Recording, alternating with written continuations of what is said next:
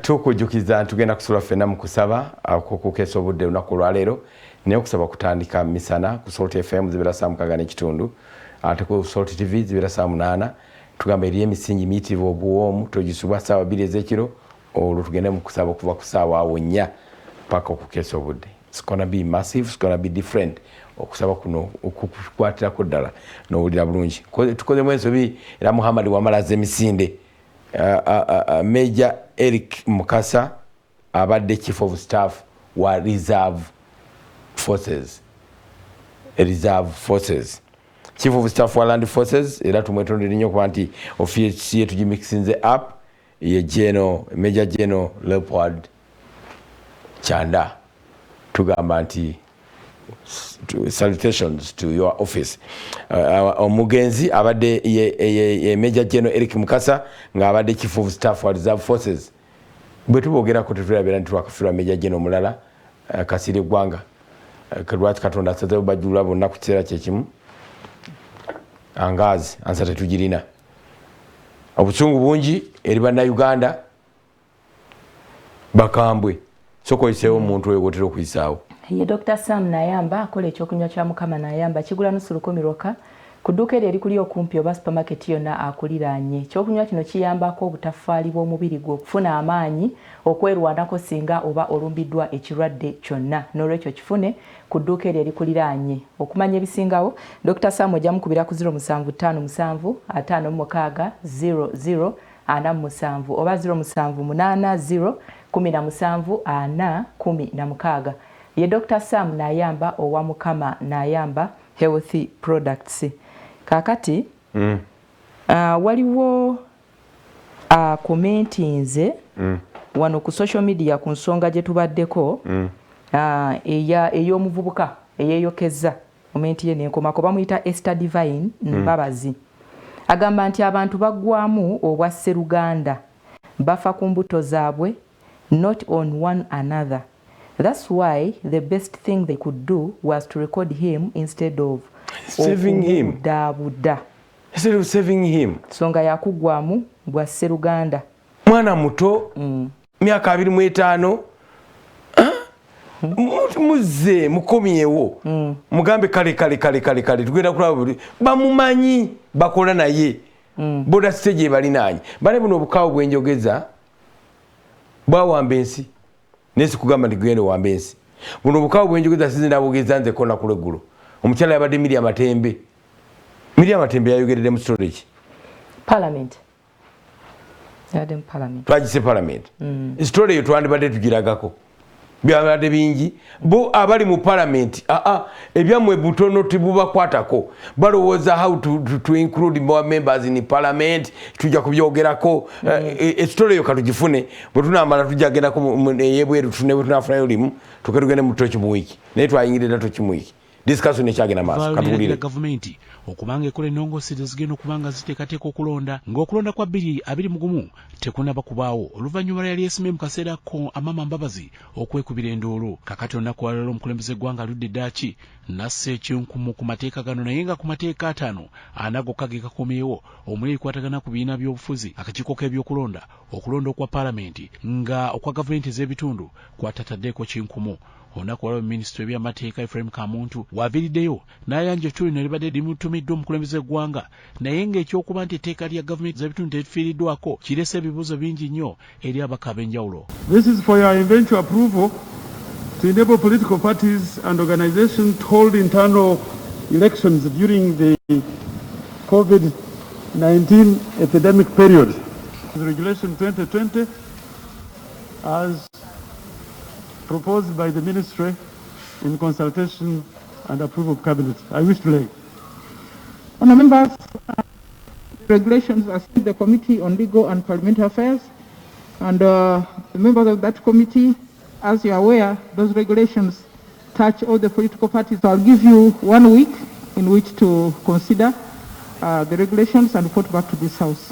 Okusinziira Kamuntu omukulembeze gwanga atunuulidde ku bwaliro bwali buteekeddwa mu Paalamenti obukugira abantu abateekateeka okwesimba ku mitendera egya wansi nga balina kuba n'ebbaluwa ya siniya ya mukaaga y'ensonga lwaki alizizza bali ekenneenye. Wabula minisitule y'ebyamateeka mu gavumenti ekisiikize Winfred Nwagaba ategeeza nga Paalamenti okujja n'enkyukakyuka eno baakizuula nga baagala okugyawo okubulankanya ensimbi nga baagala abantu abeesimba ku mitendera gino babe nga balina obuyigirize kubanga bakwata ensimbi nnyingi ez'omuwa omusolo. The bill was passed and sent to him. He has not sent it back, but I know he has reservations about defranchising a lot of Ugandans by imposing high qualifications for what would have been representatives of the people. But you need to wait until you get his reasons because it will be in writing. Kati honest oyinza ogamba waliwo town council oba municipality etaliimu abasomye nga balina senior sexuality equivalent. NRM manyi seki gye tuyita seki bw'ogamba nti oyagala ogiwa obuyinza obu nominatinga flaga bearer awo ate oba omenyeewo constitution especially article 1 egamba nti obuyinza bulina abannayuganda. I think what the law provides is that we can either agree, or if we don't agree, we send back the bill to him. Because these presidential guidelines, people are not even following it. Go to the rural communities. You can address even 1,000 people. They are not having the face mask. The promised face masks are not even there. Ebyo bitadde ku mabbali ebibiina bya Nakyewa byo byagala okulonda kubenga kwongerwayo singa akakyuka y'okulonda si keeteefuteefu kukola nnongooseriza mu mateeka amapya agaliwo. Bino olwayo birabiseko mu kakiiko k'ebyamateeka akabadde kakubizibwa omubaka okuva Effumbiro Assam Bitangaalo era nga bano beegattidde mu kibiina ekya SEDU ekibadde kikulembera omukyala Chete ahimbisibwe ng'ono ategeezezza ng'embeera eriwo bw'eteoleka akalu kano kuba nti kajja kubaka amazima kubanga bingi nnyo tebikolebwa. The manner in which the special interest groups elections are to be conducted is not inclusive and participatory. There are three proposals, Mr. Chairman. Either to have a normal election, or to have an abnormal one proposed by Electoral Commission, or to postpone. So, and that's why I said I want to be specific. I want to benefit from SEDU. I have heard you many times. What is it that you are recommending to Parliament? If it was in our power and authority, elections in these conditions would not be a priority to us. You people here, you are first class. You've been having everything. You have not been locked down. You have all the food, you have all the money, you have everything. Your salary, your allowance continue to come. So you are okay. But people in this country, they are in emergency, I'm telling you. Ku Raso TV, nze Grace Girinya, Nelia Sajabi, Omonyo. People are in emergency. Ababaka bwe bayisa OTT bo baali bamanyi nti kiri automatic government ebeeyina okubasasulira kubanga bateeseza ggwanga si weewaawo. Abantu baneeno fe abantu ba bulijjo be tubanja okutuggulawo busobola okukya ku makya oba enkya ne bagamba yes tugguddewo. Naye kye neebuuza oluvannyuma lw'okuggulawo kiki ekigenda okuddako awo? Omuntu wa wansi, omuntu wa bulijjo anaasigala ali protected? Ngenda kitwala mu business. Argument yawo sigitegeera yawo embulirako ddala. Era nziramu nekujjukiza olugero lw'ekizungu. You can't eat your cake and have it. Anti kaakati olaba ekintu kino kyonna kyonna ekikolebwa either oyagala eggwanga liggulewo oba toyagala liggulewo. Njagala eggwanga omukulu Semujinganda agambye there are two options. 3 okufuna akalulu nga bwe twafuna bulijjo, okufuna virtual election nga bagiproposinga oba okwongezaayo. Era naffe tuli ku mulamwa gwe gumu gwennyini ogwo ogamba enkalu mu kalulu ka scientific. Enkalu mu kalulu ka scientific. Matemba awadde ensonga ntuufu agambye you people you are okay. Yogera kyobadde yogera nti eggwanga njagala liggulewo naye si kumala gaggulawo. Waliwo omuntu okuwa ekintu naye ng'akuwadde kukwejjako. Nze njagala batuwe tukwejjako.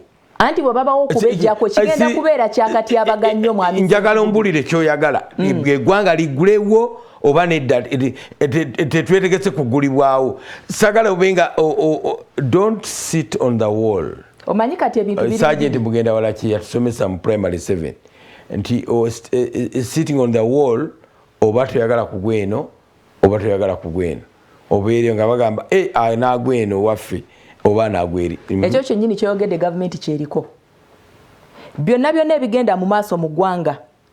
Obukambwe bwonna obugenda mu maaso mu ggwanga, aba LD abakuba abantu embooko, abakuba abantu amasasi, kakati ensonga y'omuvubuka ono eyeeyokeza, waliwo gwe twakolako mu mawulire gaffe gye buvuddeko naye yeesalako obusajja, waliwo bannakibuga tubalaba bonna bagamba bagulewo zaakedi bakole batya, kati gavumenti efiringa pressure.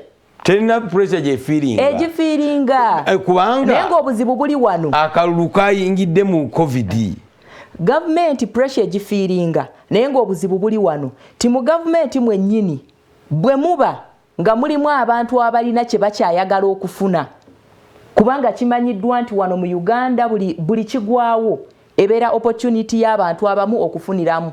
Tukitwale mu bitundu byaffe eno gye tubeera, omuntu afiirwa naye wakati mu kuziika waliwo munnabyabufuzi akubiramu campaign, waliwo ategeka okubba amabugo, so nga ate oli ye ali mbulumi oba okifuna nti buli mbeera yonna egwawo mu ggwanga wabeerawo mu gavumenti abagifunamu tukkirize tugaane. So kakati pressure eno gavumenti gyefuna nti eriwa abamu abali mu ziyafisi ez'enkizo bwe baba nga bakyalaba opportunity ey'okufuna akasente mu muggalo guno bagamba katugira tukonteyiningako tulabe oba tunakiyitako. Sagala okikomeko opportunity yokka ey'okufuna akasente mu muggalo muno. Of course sente zikyajja. Abamu bagamba foreign donors bakyatuwa sente ez'okulwanyisa COVID-19. Ensi gyesinga okuweza mu kintu kino bagita United States of America. Misalumwa ana program gyakola bagiyita alindirira ebeera ku Salt TV sawa 10. Ngigamba waliwo akalega bikya wakati wa China na America. Ani agenda okululinga ensi eno. America lwaki ng'amaanyi gyewuunya erina abalwadde miliyoni namba n'omusobyo, erina abafudde bayitirivu naye ekyagabira ensi obuyambi bwa COVID. Ontegedde ekyagabira ensi sente kati abaagala sente ezo tebayinza kugamba nti COVID tumulinye tumukubye olukumu mutwe kuba sente zikyajja abatonetinga emmotoka zo zikyajja abaleeta sente ekalu abaleeta zikyagendayo. Kati kirungi ekyo kifunye bulungi.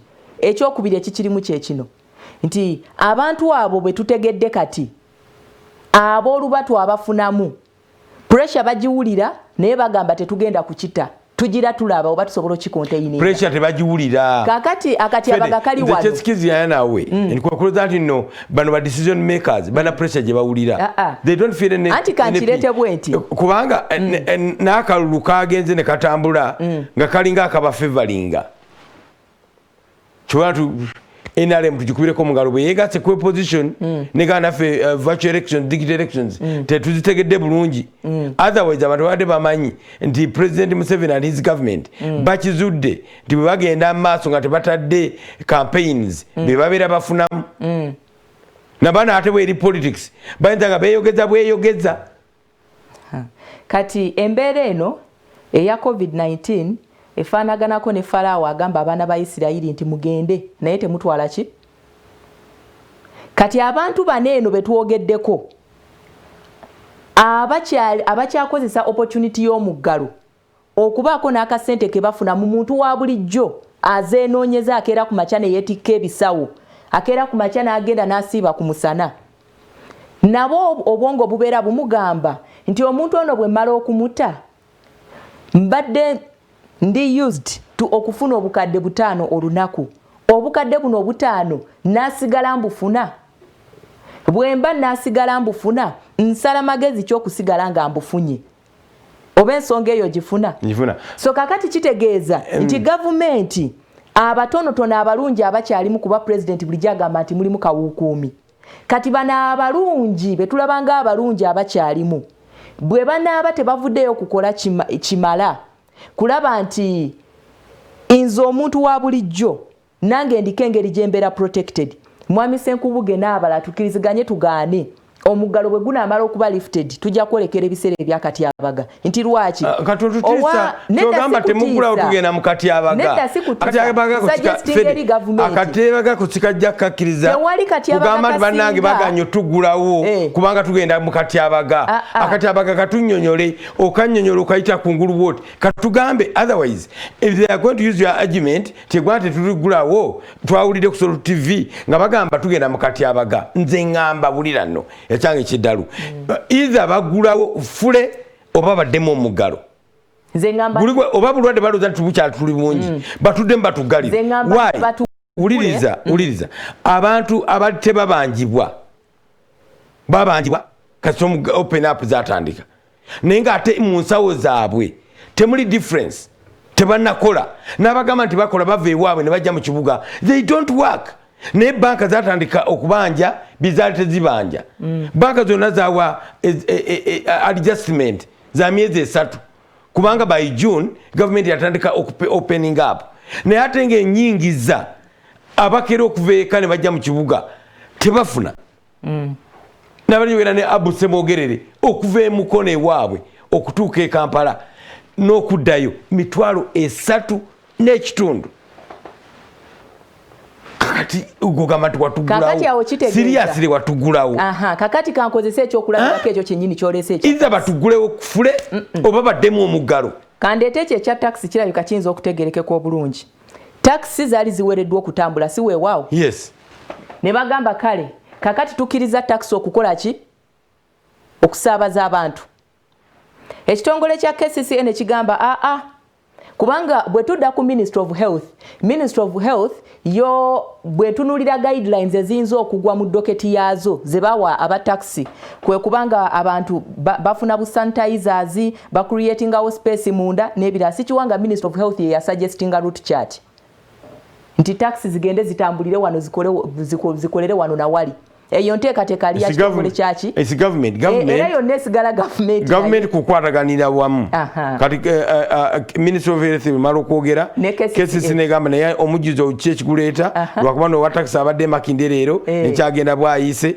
ekyo tukijjewo system ya government ebeekola nga lujegere olujegere bwolulawe lutambula fuluwere etambula wano weti neno nezitambula nawo ne watambuza kino ne kitambuza kiri kakati bagambye integrated ekigambo ky'omwami wano omwami lumu sustainable economy kakati bagambye taxi nti amuddemu mukoleki musaabaza abantu naye taxi ze batadde okujja ku nguudo ne bazigamba abantu bwe twali tutwalira 2,000 bwe batutwalira 2,000 kati batutwalirawo 5,000 oba okifuna bameka abazirinya omuntu asobola okufuna kakati emitwalo 3 n'ekitundu zoyogeddeko omuntu asobola yangambye John welcome back from America anti kakati okwendaba webale kunegattako sinaba kwegattako nsonga eno kino ekintu ekya taxi njagala kigerageranya ku mbeera eriwo nti taxi bazita zigende zikole naye enkola gye zikolamu ziringanga eza mwandi tuyitiriddeko nti lwaki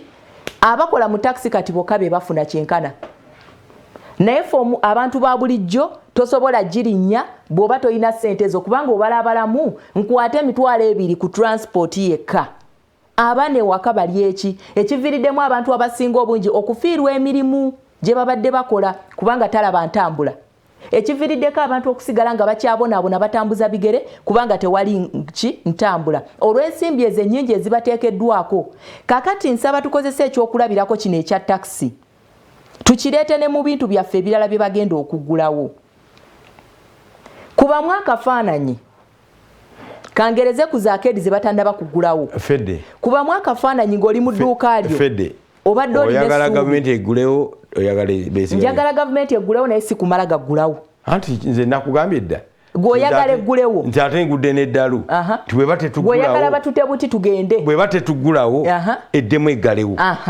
naye tumanye nti bannange obulwadde tugenda kufesawo yonna butwetoolodde tuli bubi tuddemu munda nze njagala batuggulawo naye nga tetuggwa mu mikono gy'empisi ezirindiriddwa ate empisi gavumenti yezisuulamu my argument fedde empisi gavumenti yezikusuulamu kubanga bwegamba nti abantu twagala 7 owa taxi naye talina motoka bwandagenda givuga ku bantu 7 gosasudde 10,000 ki akikola ate motoka yi amafuta bamuwadde ga bwerere omuntu waba if government is subsidizing nti buli tax efuluma nga bakuwa 50%. Kati government yekikusuddemu kubanga etaddeko olugendo lwa kasanvu kubisaamu emirundi ebiri ziba sente meka gumunya kati owa taxi bwakeera ku makyanze ngenze kulinnya kugumwenya nangamba wa mitwalo 2 kitundu bajemu abantu taxi ebadde twala babala fees basasula babala factors nyingi nga ne anti kituufu kyoyogera naye ate omuntu abalanga si yafiirwa tiruli tubadde tuyitako buyisi ontegedde kati bwe tugamba nti tugambe wa 10 nti tugambe 18 mu taxi sense it doesn't make sense mu sente za Uganda 18 lwoyagala tubeere particular ddala tibabasazeko abantu bwe bati genda calculate ogabize tekisoboka argument yange eri wano change and coin and whatever argument yange eri wano osanga era stirongereza ku taxi olugendo lwe lumu waliwo akyajinga 2 kitundu omulala akyajinga mitwalo 2 government yaffe kyenjagala ekole kyekino bwemba nkwatiddwa nga ndi kale mmenye etteeka tugeze mmenye etteeka kituufu ndi mukyamu mpiseemu mu budde bwa kafyu nsasule sente meka nema kunyigirizibwa kubanga abamu ogenda kugenda wali bakusaba emitwalo 2 wali eri bakusaba 5 omulala akusaba 5 omulala akole ki singa edduuka lyange bali guddewo ne basanga nga sirina bikozesebwa kale sirina sanitizer engase egenda kubeera etya naye ekintu kinene bwe banagulawo nga just kiri open bwe kiti buli muntu agenda kuvaayo yesalire ebisale bye bisigale nga binyigiriza ffe ekiwundu tukyongeremu kamulali oli avudde waka ayina amabanja asuubira nti yaguddewo edduuka agenda kukola afune ekyokulya kyatwalira abaana naye yeekange nga buli ajja asaba kiche ona akukute wano akujemu akuddukeko ogende ku poliisi bakujemu amateeka gano bwembanga menye ngenda kuvunaanibwa ntya nga bwe batula ne bakola SOPs zino lwaki tebazidevelopingira penalties eziri uniform bwe tubanga kale mateeka tutambulira mu mateeka lwaki ebibonerezo penalties tezibeera uniform osanga oli bagenda mukuba emboko nga 20 omulala bagenda zimukuba kabino omulala mu mugongo omulala wa so kakati ekintu kinene gavumenti kyengamba nti ereme kumala gatugulawo egenda tukasuka mu mikono gy'abantu abali greedy okugulwawo ko kwetaagisibwa kubanga as per now namwe pressure mugiraba abantu balina okulya abantu balina okunywa abantu balina okunoonya fees muteekateeka kugulawo masomero naye tebalina we babinoonyeza lwakuba tuli mu muggalo omuggalo gwo gukyaliwo naye ate nagwo gunaaba lifted off wa gye twolekedde omuntu atalaba mu maaso gye tulaga abeera wa tabbu ate aba wakati abaganyo so government yaffe mutuyambe bwe gabanga amateeka ge tumenya tumanye nti okay bakukutte ngo defilinze omwana bagenda kusiba mayisa bagenda kusiba myaka 3 naye kireme kuba open kyensaba balowoozeeko kibuzo kituufu omugalo guyingiddemu ebyobufuzi naye nga kiri kyetubaddeko kigamba enkalu mu kalulu akali scientific akalulu kano twali tulowooza nti bayinza okugenda mu kalulu abantu ne bakakuba ne bakamaliriza naye NRM eno yavuddeyo egamba nayo yeegasse ku opposition tibye mutugamba balaze wano ekifaananyi ky'omukyala Justin Kasule Lumumba speaks during a meeting at Sheraton Kampala Hotel. The party demands the evidence and research from scientists explaining why mass rallies were banned. Fed. Seriously, do we have to explain why rallies were banned? COVID-19. Yes. And then nina answer y'ekintu kino. Ebibuuzo bino bigendera wamu. Kituufu omugalo guyingiddemu ebyobufuzi. Kakati ono atugamba nti batunyonyole. Nze nkimugamba lwatu openly because I know why rallies were banned. Rallies zagalwawo because of COVID-19. Naye ffe tulowooza nti COVID-19 watuse mu Uganda nga tulaba abantu mu America bagenda ne balonda nga tulabye abantu Malawi balonze ne Uganda nga tulina abalwadde 5 mu 5 nga atabamu babalaze ku social media twatidde biraga ku TV wano nga byo tulita akabasa nga bali mu kukwajuza badduka nga 20 bali Masaka wali kati n'abaloda abalabera bwe batyo tulabanga abagamba nti bino bya tebikyali bya COVID-19 kati akalulu omuggalo guno guganye kugulibwawo because bwe gugulibwawo nga abayimbi baddamu kulanga show zaabwe oula kyegamba abayimbi baddamu kulanga show zaabwe nga Honorable Kyagulanyi addamu tutataganya banagulawo church bwe zigulibwawo owulira church bwe zigulibwawo oba tukyalina nsonga yonna lwaki ogaana ab'ebyobufuzi kugenda maaso era yensobi gavumenti gyasinga okukola kwe kutwalira church wamu mu confusion ya politics and gatherings church teberanko part of it yabitwalira wamu as proof tibanange kino tekisiki it's not politics at all but COVID olaba ne church nazo tuzigadde nekali byonna bikozesebwa in my simple humble opinion byonna bikozesebwa to justify okwongezaayo campaigns kubanga tulaba aba people power gye babadde balaga mu bululu bwabwe NRM etidde people power bobeerago okutya ekisinde oba ekibiina kyawukana ku mulonzi agenda okuba akalulu naye binange ebisinde Kenya binga bikyusizza obukulembeze mulundi mwingi ebisinde ekanu yakyaliyo esanawo mpolampola kanu takyaliwo Kenya African National Union waliwo n'ekibiina ekirala simanyi bakitanga batya tebikyaliyo kati bakola mikago nti orange ndi simanyani okimanyi you are the researcher here emikago giwambira ddala obukulembeze kakati obuzibu buyinza okuba nga bwa nsimbi naye nga gavumenti yaffe eba erina kwekangabiriza ereme kuvaayo walwanjukiriza mukaku kye yagamba nti kasita olubuto lujja nga lwa myezi 9 oyinza okuzaalira ku 7 olwo lubanwa nabbu omusawo agamba nti olubuto lutuuse nga batugamba nti ekisinde nanti era n'emyezi egyo 7 omwana bamutwala mu kyuma gy'aba akulira kyekimulese ng'akyali kyembagamba kimu kyokka era kyenva ndowooza nti akalulu kano kayinza obutongerezebwayo abantu mulowooza nti mu myaka 2 bwe mwongerayo mpozi gamba nti katugira tulyalyayoko ketuliddeyo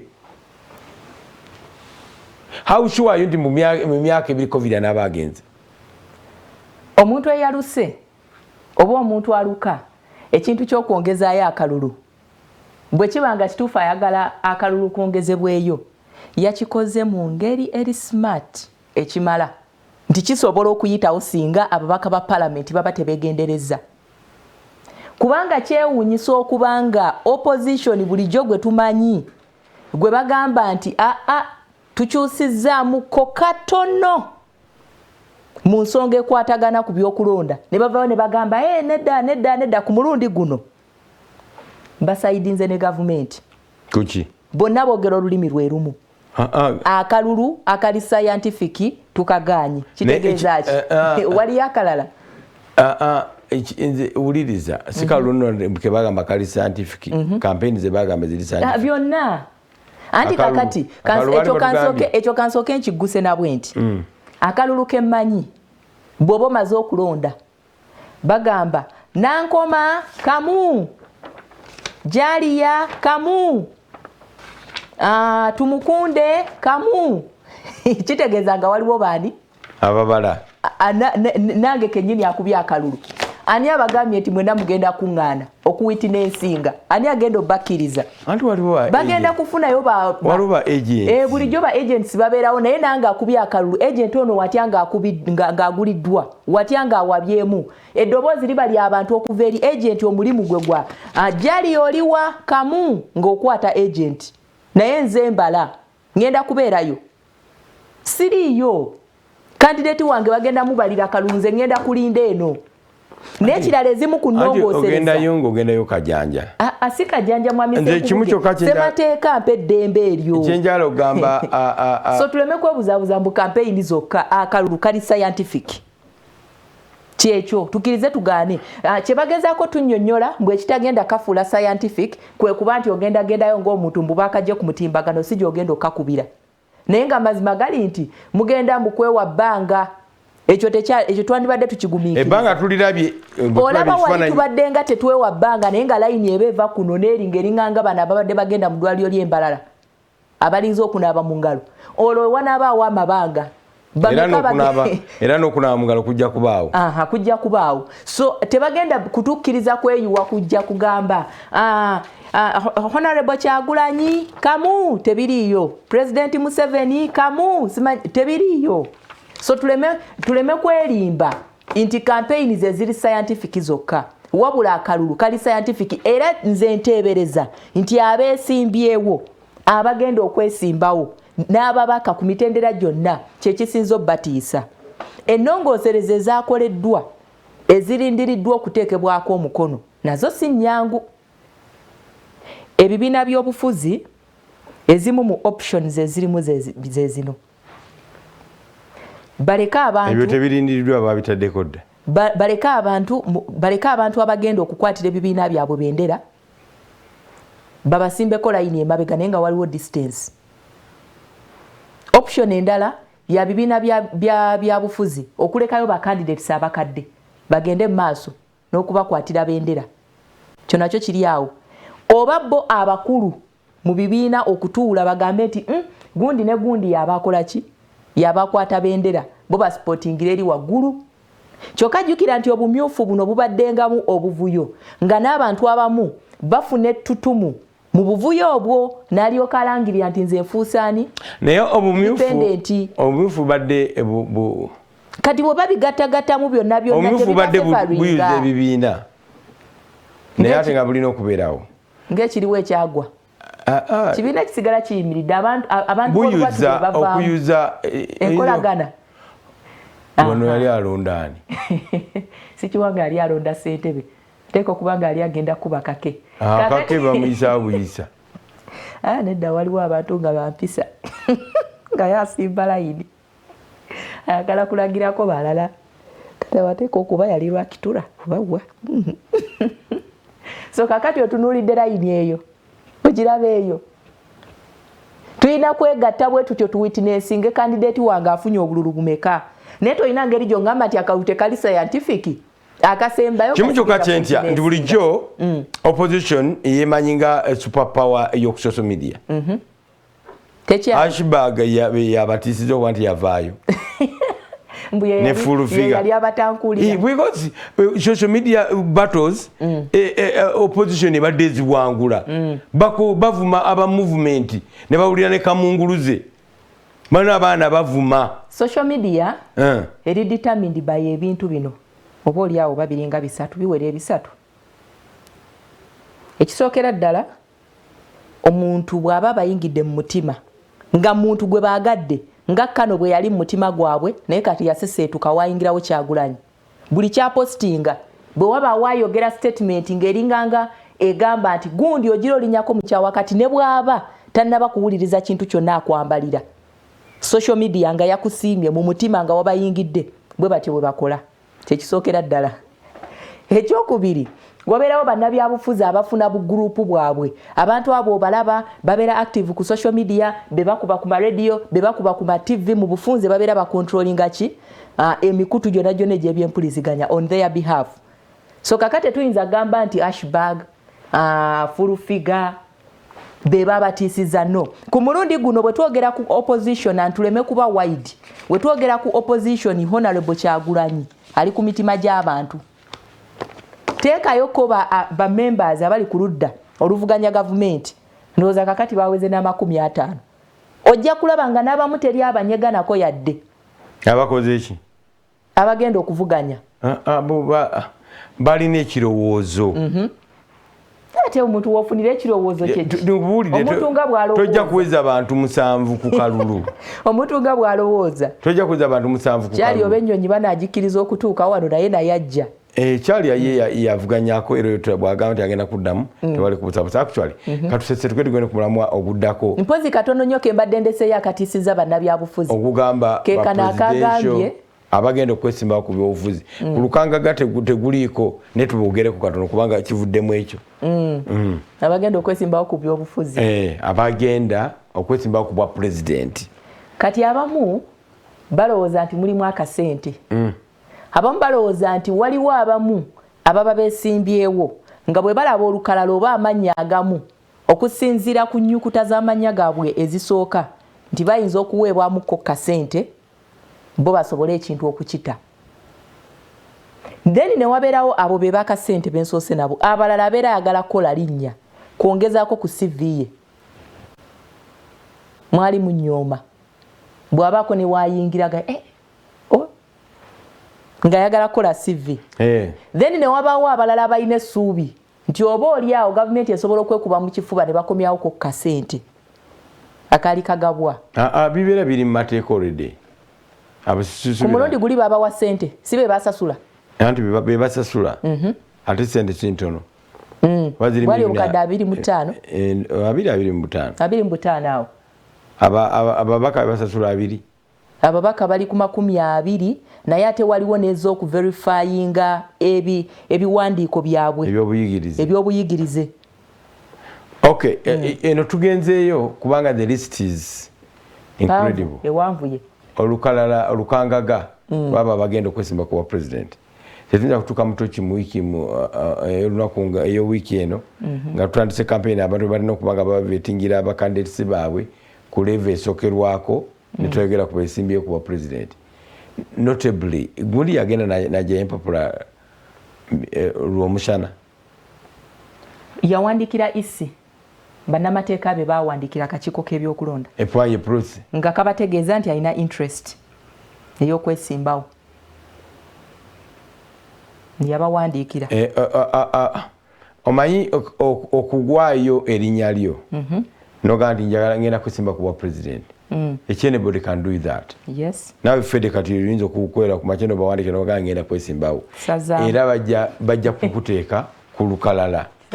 But basically bwe kituuka ku bali abali nominated gye twatuuka Kasujja n'asooka n'agamba I declare Charles James Ssenkubuge a duly nominated presidential candidate Republic of Uganda kigendagendako walalalamu okusinga okukola ki okuwayo bwerinnya kiki enkugamba nti kati process wetuuse bwe bava wano awaddako era nawe siwa ssente wadde nze nali njagala esente zibeeraawo okuzisasula kubanga ojjayo mutemwa gw'empapula muwanvu bwe guti ontegedde nomination forms eggwanga lyonna nga lirina okunominatinga emikono balina okuwa emikono 10 mu buli district 2/3 of the districts fezaffe luli zaali ntonoko you can't believe speed Uganda kweddukira district nga 6 atano nga 8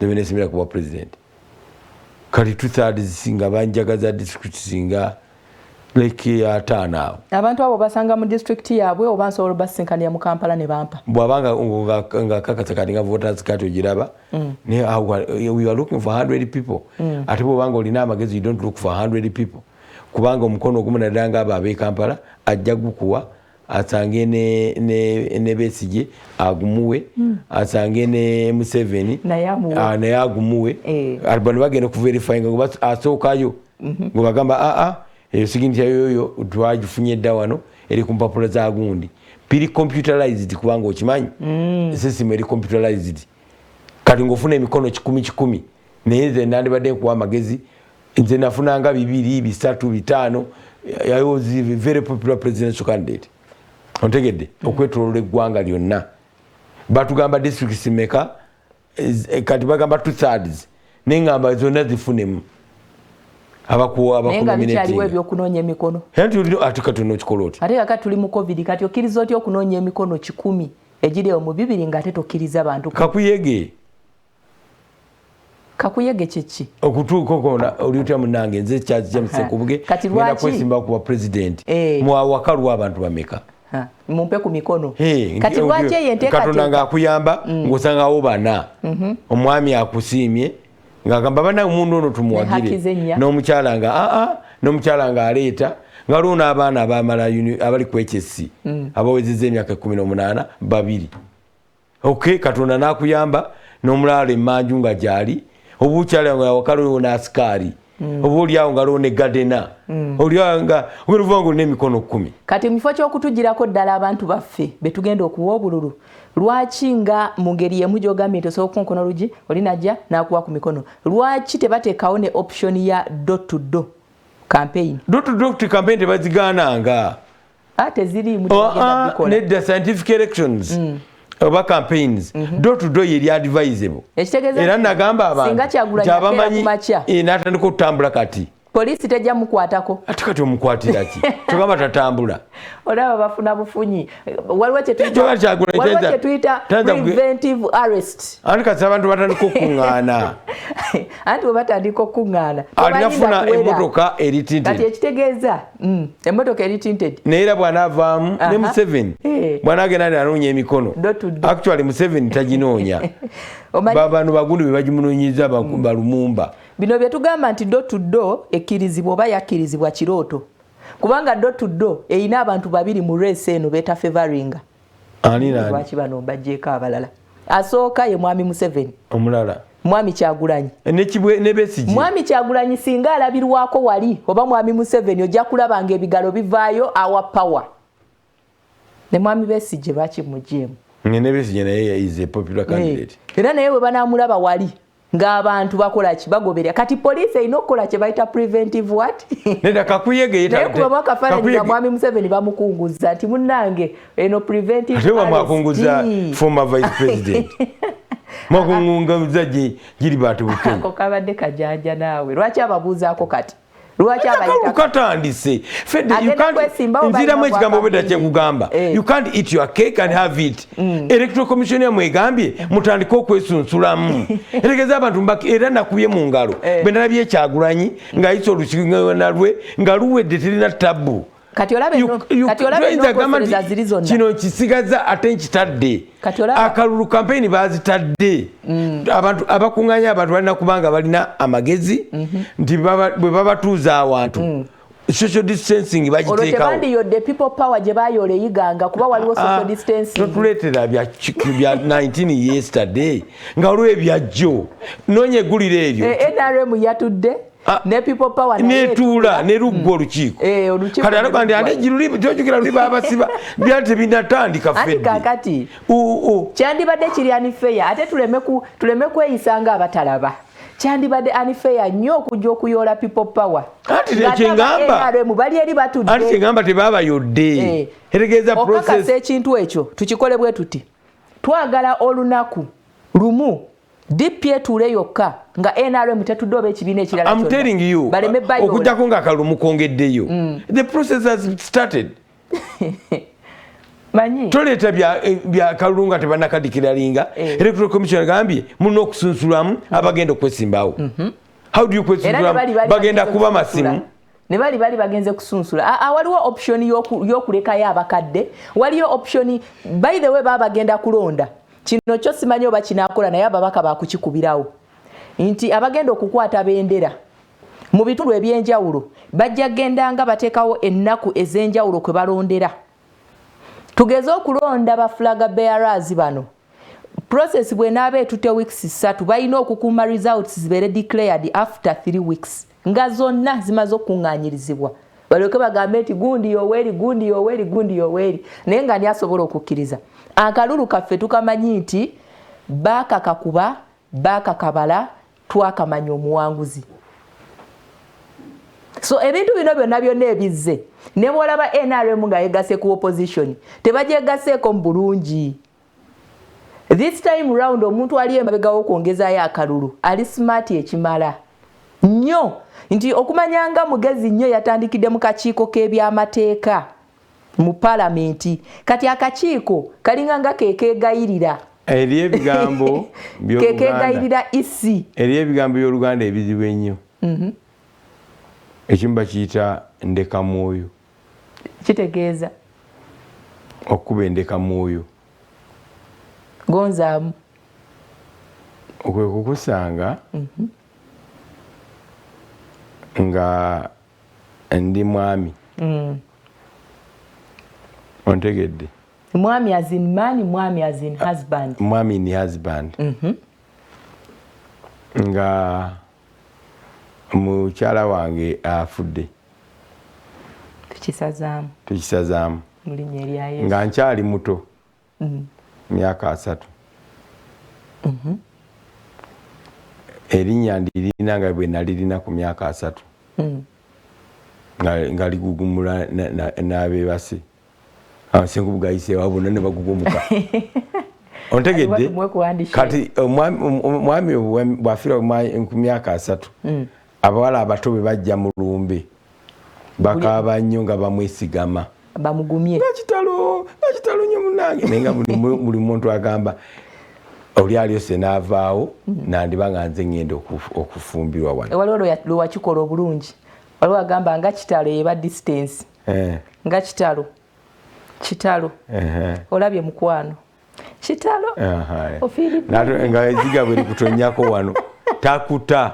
Line namba eri mabege yagala kusasira. Wakusiga lipstick boda no lipstick ono yabadde wani. Ne wagamba yo agundi.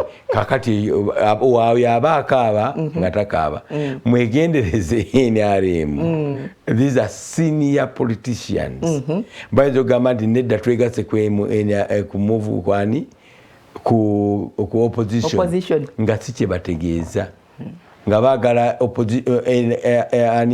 electoral commission bone balage nti ye egenda na byayo mu maaso.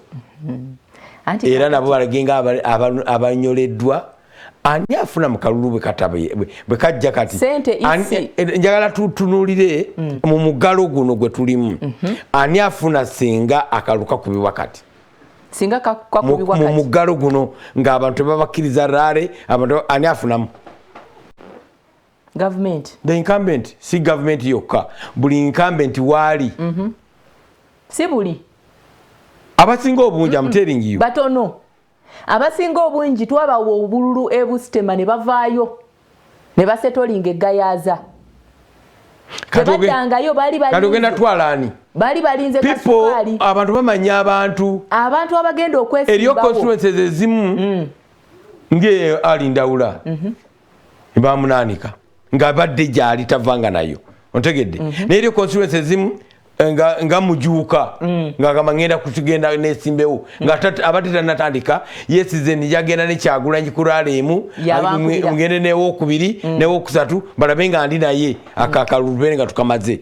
Ontegedde. Opportunity eyo efudde abali ku disadvantage nakapanga yabaddeyo ku constituency ezuli yabasiima aba amuyitako. Ontegedde. Keka akalulu ak'omukyalo engeri gye kakyukamu nti abantu abapya abalina enteekateeka y'okwesimbawo kati bakyusamu strategy babadde ngeyo wansi nga ababaka baffe bali eno bayisa bivulu ye ng'ali eri bambi ndeese organization bweti ne bweti esomesa abakyala kakati abakyala kyetugamba abantu wamuli mutuufu abapalamenti bali eno bali muzi SC waliwo ampeereza nonesi ababaka abatavudde mu kigambo kyonna. Kati omubaka oyo yeebuuza ngenda atya ku TV ne ku radio okusaba akalulu nga mbadde nga sivanga mu kigambo yadde n'ekyo n'ekimu kye beebuuza.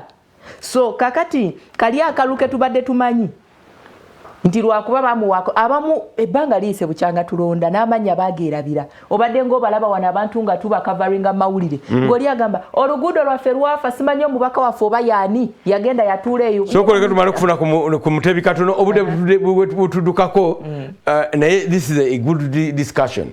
Robert Mutebi ekibuuzo kye twagala okukanyugira kigamba ani afunamu kirivu omugalo guyingiddemu ebyobufuzi abaffe ani afunamu akalulu kasigala nga bwe kali ne kakubibwa mu mugalo muno. Robert Mutebi agenda ku okay mubende olagawa Sibu. Zema idegera chotera TV. Enbagita so TV ate guno. Yeah. Mbalamusiza mwena abali ku So TV banange abakedde mu tochi mu wiki mbalamusiza nnyo nyine eddala tulina gye tulaga eyo ku sawa 5 lockdown experience tulina ette akitubaleetera mwe mulinde bulinzi naye sawa zino tusazeewo tuyimirireko ko wano Ombuziza ekibuuzo nti mu mbeera eno ya scientific kulonda n'ebiringa ebyo ani afunamu obviously government eri mu buyinza n'ababaka baayo bo n'abantu baayo bajja kubanga abafunamu kubanga be ba incumbent abantu babamanyi abantu banaabwe tebajja kufuna mukiso boolyawo akutalaga kufuna chance etuuka muntu ku muntu ekyo kyo kyeraga lwatu kiri mu giraasi nti singa tulonda mu kulonda okuli scientific buli ali yinza ajja kubanga afuna mate abali muyinza mu kiseera kino bakyagala nnyo olwa atogikwata keri ya yugumya abantu abamu ne batandika okufuna ekitimatima ekyencho bwe mulabanga ekintu kigendedde ddala maaso temwewuunya mbeera bweri naye ate nga tuvuddeko ko awo katono mu bitundu by'eggwanga ebyenjawulo tukyali mu lockdown naye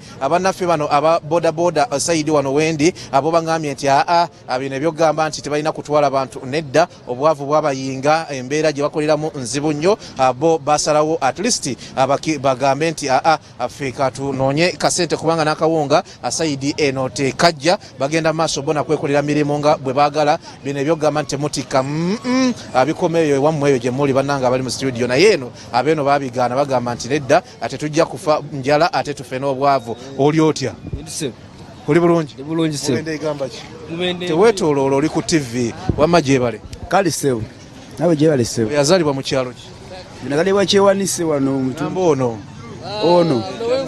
ono yazalibwa ekibaali wa kibaali oyo yabitambula bitya bannaye bitambula bebiti embeera tunyize mu butuufu ababooda embeera etunyize yatulasazeewo mu butuufu tulyenonyezaako okulya kuba tulabaga gavumenti etufuddeeko munsanyusizza nnyo mutikka abantu ebya masiki akuna ebyaki akuna masiki tuziyina naye tuba tutadde ebbali era wetulabira nga abasajja batusazeewo nga tubuteekawo kuba naffe mune masiki tuzitowerera nnyo ku mumwe okubeerawo nga bamanyi basalako bamanyi tusalako era ne batukwata naye no kafyu gyali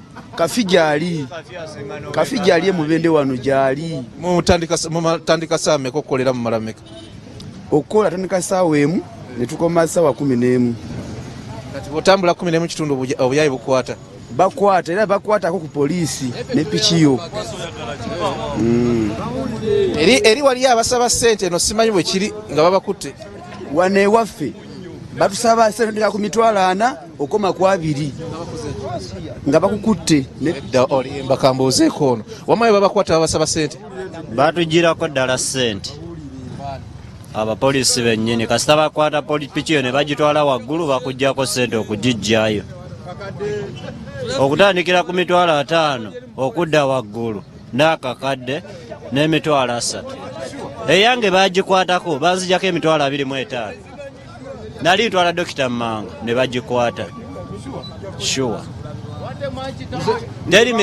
nze bankwatirako nze bampitalaja boda kangulumira stage nze bankwatirako ekatabalanga bankwatire katabalanga bagala sente ne bambuuza oyina pamiti ne mubuuza boda esobola ebeere ne pamiti olwo ow'emmotoka abeere naki naŋŋamba sigompeteeka wabula buyinza bwange okubuuza oyina pamiti bwe yambuuza oyina pamiti ne mugamba nze sivuga motoka nvuga boda nali siina gwe mpeese ekyamazima yagenda okuba omuggo nze nga maze omuddukako ŋŋenze omulala n'anteegera mu maaso ye yankiika omuggo era nagwa bugwi piki y'omusajja neggwawo okunkwata okukakana piki antadde ku kabangali okuntwala kabangali mubuuza nkoze musango ki tonsanze mbumpeesa omuntu neevuga nze kaŋŋenda byange baatugamba tutike emigugu naŋŋamba kati nze ŋŋenda kukolako ng'obuyinza nga bwobulagira bw'oba tolina ssente linnyawo ne mubuuza yagala ssente meka naŋŋamba leeta ekitono nnyo njagala emitwalo ameka njagala emitwalo 3 ne mugamba emitwalo 3 siziyina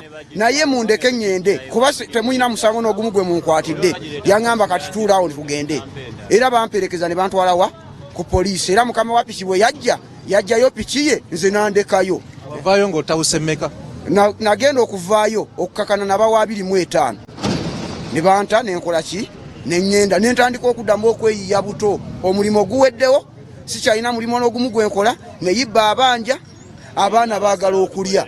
Poliisi abantu yabafuula lusuku Mubende ate kyo kisufu banange tuli ku munyo tuli ku sort tuli munyo ku makya tuli mu lockdown naye tuli mu tochi mu week mubiwulira bigambo by'abantu si byaffe bigambo by'abantu byowulira abantu babafuula lusuku eno wakukwata ye nalaba nga talina kyagenda kujjamu agenda kuwowenyula emigo akuteeka ku kabangali akutwale bwakutwala bwatakuba kabaawo n'akutega akabaawo piki y'omusajja neggwawo ajja kutwala akusindikayo mu kaduukulu obeereyo ogenda okwewozaako ogenda okudda ewaka omulimu gwaggwawo dda omukyala yagenda neyibba ebintu yabiteeka dda ebweru. Aliwo omulala gwe bajjako ssente njagala omulala abapoliisi gwe bajjako ssente bakola batya?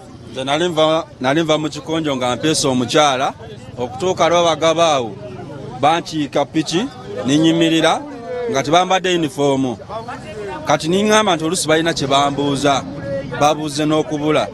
Musajja nali ndi awo yajjayo empingo bw'ati n'asala switch bw'ati n'aŋŋamba olina etteeka ery'okuweeka niŋŋamba omukyala mujjeewa mbadde mutwala ku kiriniki eyawali afune eddagala banteeka ku mpingo we nti okukakkana nayegayirira n'okwegayirira omukazi n'asaba ekisa nemusajja nemwegayirira nemugamba olunaku olwaleero saakoze kale kyajirira nimuwayo omutwalo ne banzijjako ne beeyongera gye baali balaga. Tuli butereevu ku Salt TV mulaba embeera eri Mubende yeeyo tuli mu lockdown tuli mu curfew tuli mu ki abantu bawo obujulizi poliisi eno yabafuula lusuku ebajjako ssente ezitamanyiddwa na muwendo kubanga pikipiki gijjako emitwalo 525 ababeera bakolera ddala ekyo kyekibuga ky'e Mubende kyemugenda maaso n'okulaba essaawa zino wetuli olunaku olwaleero bino bye tuba tugamba nti social distancing na biki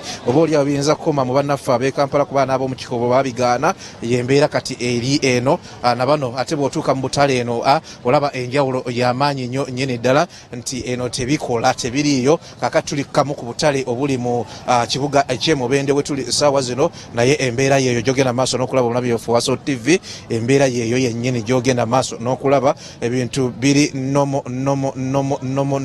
nga bwogenda maaso n'okubiraba wano we tuli essaawa zino. Embeera bweti bweyimiridde twagadde tubalabageko ko Mubende nga bwafaanana enkya ya leero tugenda kubanga ate tweyongerayo naye nga ebyawano byo bwe biri. Abali mu studio omuzindaalo ngubaddiza mugende maaso n'okuweereza banna nabwire fedde wanjise kino kika Mubende bo bwe baagala bwe bakola tugenda kubanga tuwumulamu katono gwe tudda fedde ajja kubanga avuddewo nga Muhammad wamala ayingiddewo tosesetuka tukyali naawe.